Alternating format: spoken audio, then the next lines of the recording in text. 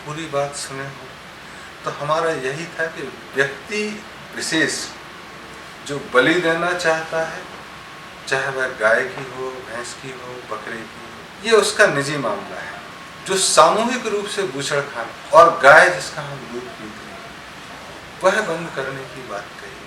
तो एक्ट नहीं, वो बल द्वारा ही बंद। व्यक्ति विशेष की स्वतंत्रता पे और उसकी इच्छा पे कोई बल की जरूरत नहीं है, ये उसके स्वतः उठना चाहिए। लेकिन जहाँ तक सामूहिक है, तो अगर समाज गाय का दूध पीता है, बछड़ों को इंसेमिनेशन हो रहा है, उससे बहुत सारी दूसरी बीमारी, तो क्या उन सबको करने दिया जाएगा और हम हाथ पे हाथ धरे बैठे हैं? They have to got to the book, उनको लाना ही पड़ेगा। ये एक जिद की जरूरत हो। और अगर जनता सरकार में आने के पहले सामूहिक रूप से इसको बंद कर सकती है, तो सरकार में आने के बाद जरूरत नहीं। और सरकार में कोई तभी आता है जब सामूहिक सहमति होती है। तो जब सामूहिक सहमति है, तो फिर प्रश्न ही नहीं उठता है कि लोग सहयोग न करें, विरोध करें। इसलिए व्यक्तिगत स्वतंत्रता जरूरी है, जब तक कि वो पड़ोसी की गाय चुरा के उसका मर्डर नहीं करते। पड़ोसी की गाय चोरी तब दिक्कत है। गाय पाल रहा है, जैसे आप देखोगे कि जो कुर्बानी का होता है, उसमें बकरे 70-75 हज़ार के बिकते हैं आज की डेट में, और उसको बहुत प्यार से खिलाया पिलाया जाए। ऐसे कोई गाय रखता है, भैंस रखता है, उसमें कोई दिक्कत नहीं, उसको नहीं कहा जा सकता है। लेकिन अगर बकरी का दूध पूरे समाज में पिलाया जा रहा है, पूरे देश में, या ऊँट का दूध पिलाया जा रहा है, कल के दिन ये मांस खाया जाए, तब हमारा आग्रह होगा कि बकरी का भी रोक दिया जाए। क्योंकि आज बकरी का दूध नहीं पीते हैं, उसको माँ का दर्जा नहीं दिया है समाज में, चाहे वह कोई भी समाज हो। इसलिए बकरे और बकरी की हमने बात की, गाय की बात की है। तो ये तो हमारे आने वाली पीढ़ियों के लिए जरूरी होगा कि वो ठीक रास्ते पे चल सकें, उनमें सद्गुण आ सके, दुर्गुण ना आए। पूजा अर्चना, उपवास सब इसीलिए तो होते हैं कि बच्चे ठीक रहें, परिवार ठीक रहे। और एक तरफ आप उपवास करते हैं और दूसरी तरफ लोग आपकी गाय चुरा के बलि दे और खा जाए, तो आप उसको कैसे सही ठहरा सकते? इसके बीच में कुछ चीजें और भी करनी होंगी कि जो गाय व्यक्ति नहीं पाल सकता और छोड़ दी, तब उसको सामूहिक रूप से पालना होगा। वो चाहे कम्युनिटी सेंटर हो, सामुदायिक केंद्र हो, या धार्मिक स्थल हो। और तब हमारी पुरातन परंपरा जैसे गौमूत्र चिकित्सा, जो वो अपना योगदान देती है, गोबर जो मैन्योर का काम करे, अगर दूध ना भी दे तो उसका सहयोग लें। दूसरा, गाय के होने से एक शीतलता रहती है।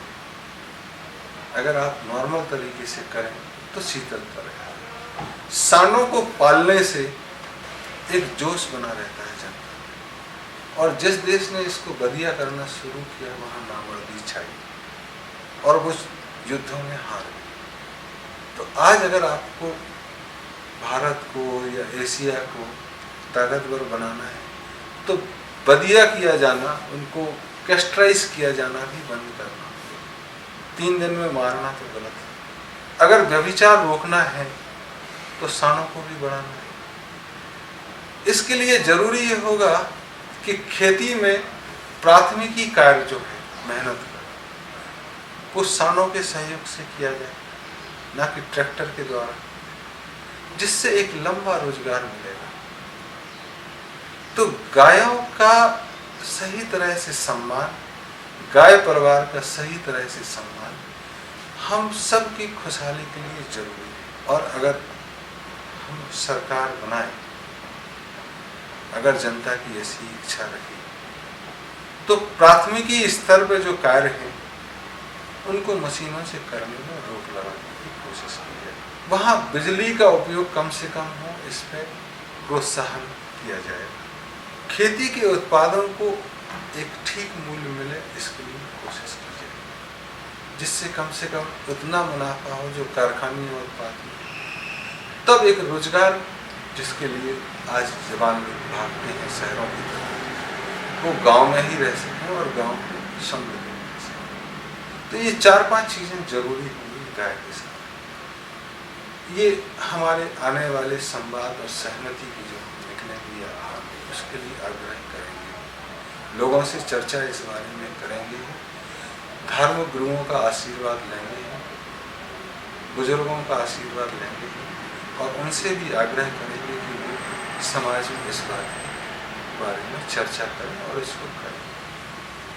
फिर पुनः कहना चाहूँगा कि ये जो मौजूदा सरकार है, जो इस बात के लिए ही सरकार में आई, अगर ये करती है तो हमको सरकार में आने की भी कोई जल्दीबाजी या ज़रूरत महसूस नहीं।